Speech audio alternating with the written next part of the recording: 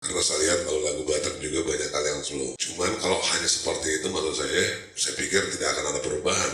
Rupanya lagu Batak itu bisa dirubah-rubah juga. Mari kita mencoba untuk mengimprove terus.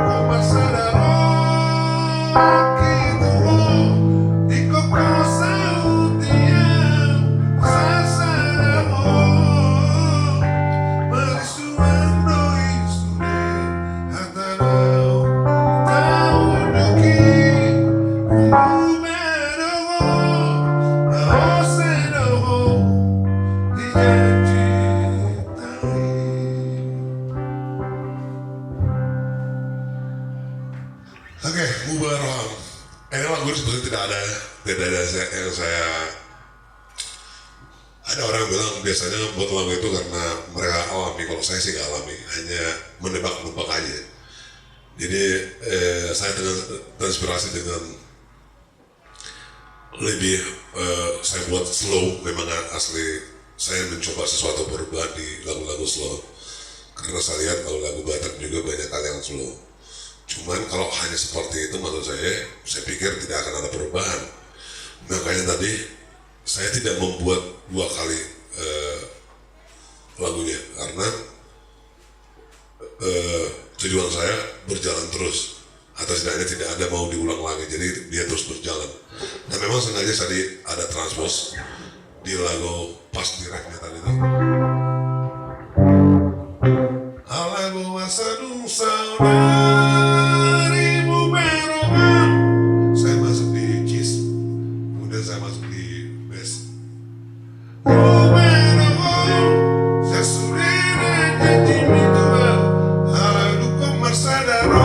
Saya masuk lagi ke C. Saya berusaha untuk kembali karena tujuan saya adalah mensiasati supaya ada perubahan lagu-lagu Batak itu. Kemudian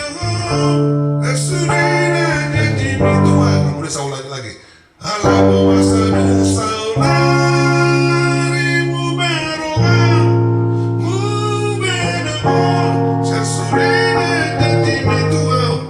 Jadi tujuan saya memang hanya untuk berusaha merubah lagu Batak